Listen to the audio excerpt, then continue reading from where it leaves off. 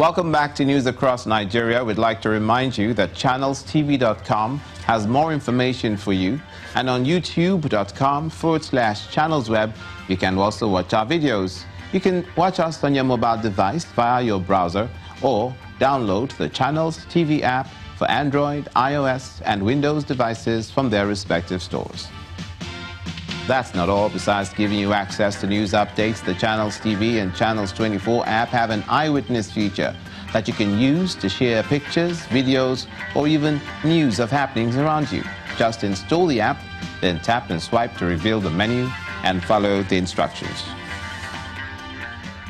The Katsina State Governor, Aminu Bello Masari, is asking the federal government to consider dialogue as a possible solution to the crisis between herdsmen and the farmers. He is suggesting that the federal government should adopt the amnesty strategy, which he and some other northern state governors used to mediate between the Miyetti Allah and farmers last year. When we came in, we met this situation, and we decided to confront it because we made a promise when we were campaigning that we will deal with this situation.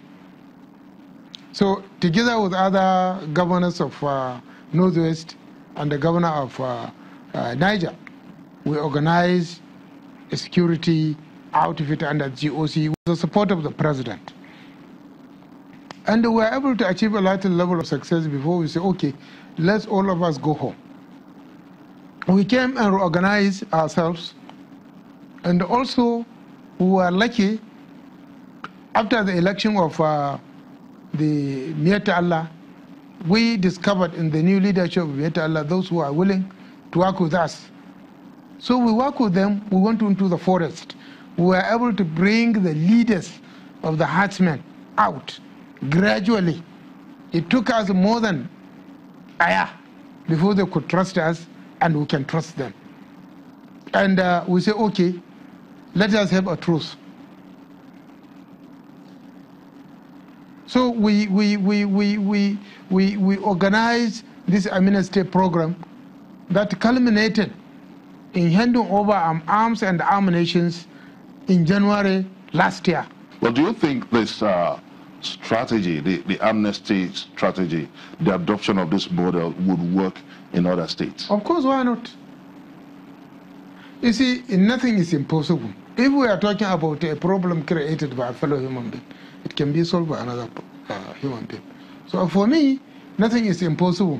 Because if I find a community that was living with itself in peace for hundreds of years, they suddenly wake up to start killing themselves, I need to go beyond the surface to find out the root causes and deal with it. I'm telling you, there is no problem that cannot be solved. Katsina State Governor Aminu Bello Masari. To watch the full interview, do join us on Question Time on Thursday at 4:30 p.m. DSTV 254 and 2:30 p.m. on our UK platform, Sky Channels 518. Let's turn our attention to the south of the country now and politics. In the aftermath of the APC Ward Congress in Delta State, an appeal committee set up by the national body of the party is calling on aggrieved members to submit their petitions. Members who are not satisfied with any part of the process are expected to lodge their complaints with the panel, which is expected to start seating immediately. According to the chairman of the appeal committee, the power to uphold or reject any result rests solely with the committee after all investigations have been carried out.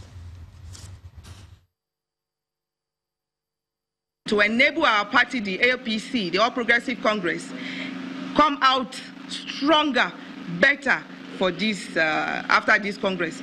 The party, the appeal committee too, at the same time, if you are not aware, we have the power to overturn or cancel any results. So if need be, we might end up doing that. But then, first and foremost, allow our people of our great party in Delta State, please bring up your petitions. That is the only way we can be able to give fair hearing to all the aggrieved parties or all the aggrieved party members of our party, the APC. To the health sector in Kogi State, the government has set a 40-year plan to eradicate the yellow fever disease. The executive director, Kogi State Primary Healthcare Development Agency, Dr. Abubakar Yakubu, says this will be achieved through the agency's collaboration with the Ministry of Health and the World Health Organization and as other development partners.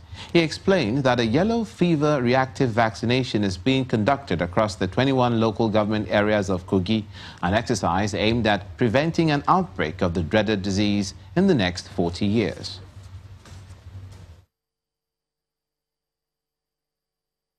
The essence of the African Vaccination Week is to take vaccination to hard-to-reach communities in the state. The good news is that the indices in Katsina are now looking bright.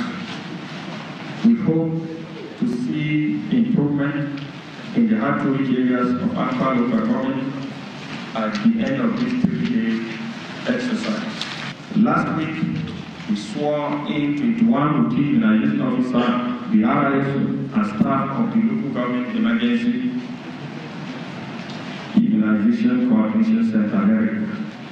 This intervention will go a long way to improve immunization coverage in the state and therefore prevent morbidity and mortality of preventable childhood killer diseases in Kogi State. The federal government has announced plans to extend its tax reforms to multinational companies operating in Nigeria. The Vice President, Professor Yemi Oshibajo, who was speaking at the 20th conference of the Chartered Institute of Taxation of Nigeria, explains that the new drive is expected to increase the nation's tax to GDP ratio to about 15% by 2020. We're also taking seriously measures to curtail tax evasion by multinational companies.